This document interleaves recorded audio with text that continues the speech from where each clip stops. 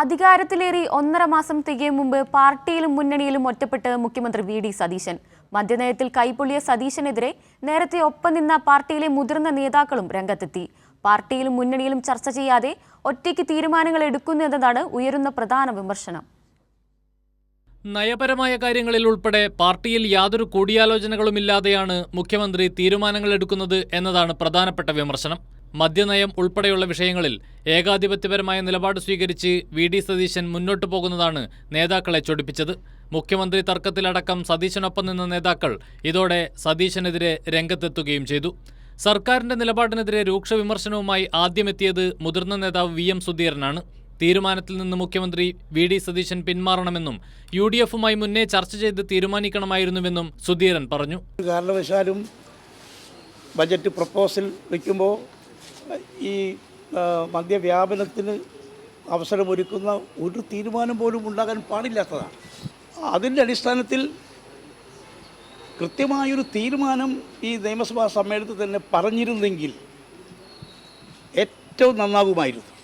വീര്യം കുറഞ്ഞ മദ്യത്തിന്റെ നികുതി ഇളവിൽ UDF തീരുമാനമെടുക്കുമെന്ന് എക്സൈസ് മന്ത്രി M. ലിജു വ്യക്തമാക്കി. വിഷയത്തിൽ തന്റെ വ്യക്തിപരമായ അഭിപ്രായത്തിന് പ്രസക്തിയില്ല. ഏത് മദ്യവിൽപ്പനയും എക്സൈസ് വിഭാഗം അറിഞ്ഞിരിക്കണമെന്നും ലിജു.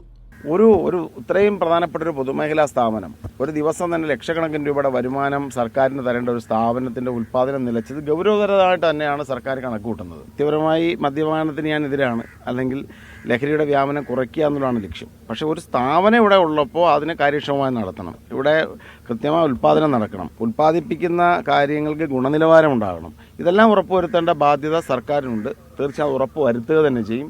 മാനേജ്മെന്റ് കൃത്യമായിട്ട് നടപ്പിലാക്കും. ബജറ്റിലെ കാര്യങ്ങൾ, അതായത് നികുതി ഉൾപ്പെടെയുള്ള കാര്യങ്ങൾ ധനകാര്യ വകുപ്പിന്റെ ഉത്തരവാദിത്തമാണ്. ധനകാര്യ വകുപ്പിൽ ഏർപ്പെടുത്തുന്ന നികുതി നിർദ്ദേശങ്ങളെക്കുറിച്ച് മറ്റ് വകുപ്പുകളെ അറിയിക്കേണ്ട കാര്യമില്ല. ബജറ്റ് സീക്രസിയുടെ ഭാഗ്യമാണ് എന്നുള്ളതാണ്. പക്ഷേ ഇവിടെ വിൽപ്പന നടത്തണോ വേണ്ടയോ എന്നുള്ള കാര്യത്തിന് അത് നയപരമായ തീരുമാനമെടുക്കുന്നത് തീർച്ചയായിട്ടും എക്സൈസ് വകുപ്പിന് നിർണായകമായ റോൾ. UDF ചർച്ച ചെയ്യാതെ മദ്യനികുതി കുറയ്ക്കില്ലെന്ന് രാജ്മോഹൻ ഉണ്ണിത്താൻ MP-യും വ്യക്തമാക്കി. സ്വാഭാവികമായി അവസാനം അവരെടുത്ത തീരുമാനം ഒരു കൂടിയാലോചനകൾക്ക് വിധേയമാകാതെ മുഖ്യമന്ത്രി പ്രഖ്യാപിച്ചു. അതിൻ്റെ പല കോണുകളിൽ നിന്നും അതിൻ്റെ എതിർപ്പുകൾ ഉയർന്നു വന്നു. അത് അദ്ദേഹം മനസ്സിലാക്കി. അദ്ദേഹം വളരെ വ്യക്തമായി സൂചിപ്പിച്ചിട്ടുണ്ട്, ഇനി പാർട്ടിക്കകത്തും മുന്നണിക്കകത്തും ചർച്ച ചെയ്തെടുക്കുന്ന തീരുമാനം മാത്രമേ മദ്യത്തിൻ്റെ കാര്യത്തിൽ കേരളത്തിൽ നടപ്പിലാക്കൂ. കോൺഗ്രസും മുസ്ലിം ലീഗും ഒക്കെ മുന്നണിക്കകത്താണല്ലോ ഈ അഭിപ്രായം പറയേണ്ടത്, പുറത്തല്ലല്ലോ. അപ്പോൾ അവർ മുന്നണിക്കകത്ത് പറഞ്ഞ് മുന്നണി ഒരു തീരുമാനമെടുത്താൽ ആ തീരുമാനം അനുസരിക്കാൻ കേരളത്തിലെ മുഖ്യമന്ത്രി ബാധ്യസ്ഥനാണ്.